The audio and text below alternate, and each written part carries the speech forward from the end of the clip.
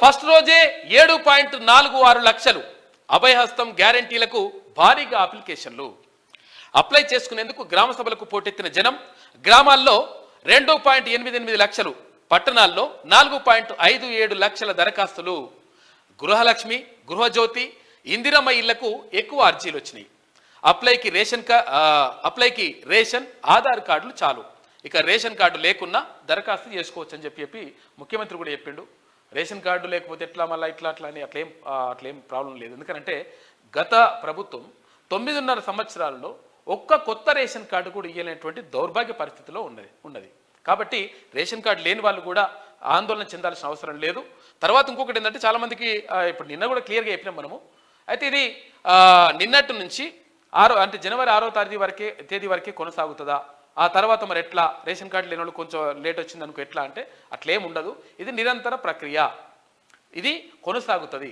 తర్వాత ఈ 6 తారీఖు దాకానేమో మీ ఊర్లోకి వచ్చి అధికారులు ఇవన్నీ కూడా అర్జీలు అవన్నీ కూడా తీసుకుంటారు, మీ ఊర్లకు కానీ లేకపోతే వాడలకు కానీ ఇక్కడ ఉన్నటువంటి సిటీలో ఉన్నటువంటి కాలనీలకు కానీ. అయితే ఈ 6 తారీఖు తర్వాత మనము ఎంపీడీ ఆఫీస్కి, ఎంఆర్ఓ ఆఫీస్కి, తర్వాత వాళ్ళ ఆఫీసులకు వెళ్ళి మనము అప్లికేషన్లు పెట్టుకోవచ్చు. దానికి సంబంధించి ఎటువంటి ప్రాబ్లం లేదు, క్లియర్గా ఉండొచ్చు. కాకపోతే అంటే ప్రభుత్వం ఒక విషయంలో మాత్రం ఒక కారు అంటే ఏదో ఇప్పుడు క్యాబ్లు తర్వాత అటువంటివి నడుపుకునే వాళ్ళకు కూడా ఒకవేళ కారు ఉంటే అది లేదు అనేటువంటిది ఒకటి ఉందంట. దానిపైన ఒక దృష్టి సారిస్తే బాగుంటుంది. కొంచెం వాళ్ళకు కొంచెం అది ఇవ్వాలి, ఫ్లెక్సిబిలిటీ ఇస్తే బాగుంటుంది. ఇక రేషన్ కార్డు లేకుండా దరఖాస్తు చేసుకోవచ్చు. ఇక క్యాస్ట్ ఇన్కమ్ అక్కర్లేదు. పింఛన్ వస్తున్న వాళ్ళు అప్లై చేసుకోని అవసరం లేదు, అంటే ఆల్రెడీ ఇప్పుడు వస్తున్న వాళ్ళే అవసరం లేదు. ఇక అప్లికేషన్ ఫారమ్స్ ఫ్రీగా ఇస్తున్నాం, అమ్మితే చర్యలు తప్పనిసరి అని చెప్పేసి సర్కార్ హెచ్చరిస్తుంది. రాష్ట్ర ప్రభుత్వం ప్రతిష్టాత్మకంగా చేపట్టిన ప్రజాపాలన గ్రామ సభలకు జనం పోటెత్తారు. రాష్ట్ర వ్యాప్తంగా గురువారం గ్రామ సభలు ప్రారంభం కాగా అభయహస్తం కింద 5 గ్యారెంటీలకు దరఖాస్తు చేసుకునేందుకు ప్రజలు క్యూ కట్టారు. రాష్ట్ర వ్యాప్తంగా మొదటి రోజే 7,46,414 అప్లికేషన్లు వచ్చాయి. గ్రామాల్లో 2,88,711 అప్లికేషన్లు రాగా జిహెచ్ఎంసీ సహా ఇతర మున్సిపాలిటీలు, కార్పొరేషన్లలో 4,57,703 దరఖాస్తులు వచ్చాయి. ఎన్నికల మేనిఫెస్టోలో ఇచ్చిన హామీ మేరకు 6 గ్యారెంటీల్లో భాగమై మహాలక్ష్మి, రైతు భరోసా, గృహలక్ష్మి, ఇందిరమ్మ ఇండ్లు, చేయూత పథకాలను అమలు చేసేందుకు ప్రభుత్వం అప్లికేషన్లు తీసుకుంటున్నది.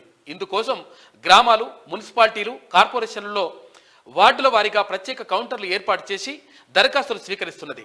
జనవరి 6 వరకు ఈ కార్యక్రమం కొనసాగుతుంది. కాగా కొత్త రేషన్ కార్డులకు కూడా ప్రభుత్వం అప్లికేషన్లు తీసుకుంటున్నది. మరోవైపు ఇతర సమస్యలపైన జనం ఫిర్యాదులు అందజేస్తున్నారు. ఇక ఆ 3 గ్యారెంటీలకు ఎక్కువ దరఖాస్తులు వస్తున్నాయంట. 6 గ్యారెంటీల్లో 3టికి ఎక్కువ వస్తున్నాయంట. ఏంటి అంటే అవి అభయహస్తం దరఖాస్తుల్లో ఎక్కువగా మహాలక్ష్మి స్కీమ్ కోసం వస్తున్నాయి.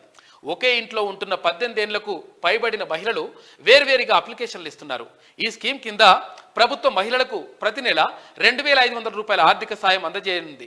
అయితే అదేవిధంగా 500 రూపాయలకే గ్యాస్ సిలిండర్ ఇవ్వనుంది. దీంతో ఈ స్కీమ్ కోసం ఎక్కువ మంది అప్లై చేసుకుంటున్నారు. అయితే మహాలక్ష్మి తర్వాత గృహజ్యోతి స్కీమ్కు అధికంగా దరఖాస్తులు వస్తున్నాయి. దీని కింద 200 యూనిట్ల వరకు ఫ్రీ కరెంట్ ఇస్తున్నారు. ఇక ఇందిరమ్మ ఇండ్లకు కూడా ఎక్కువ సంఖ్యలోనే దరఖాస్తులు వస్తూ ఉన్నాయి. చూసారు కదా, ఒక్కటే రోజు ఫస్ట్ రోజే 7,46,000 అప్లికేషన్లు వచ్చేసినాయి. కాబట్టి చిత్తశుద్ధితో పనిచేస్తాం. 100% ఎవరైతే అర్హులు ఉంటారో అనర్హులకు ఇవ్వడానికి వీల్లేదు. అనర్హులకు ఇస్తే ఏంటంటే మిస్యూజ్ అయిపోతుంది పథకం. అది కాకుండా అర్హులకు 100% ఇస్తామని చెప్పేసి ప్రభుత్వం చెప్తా ఉంది.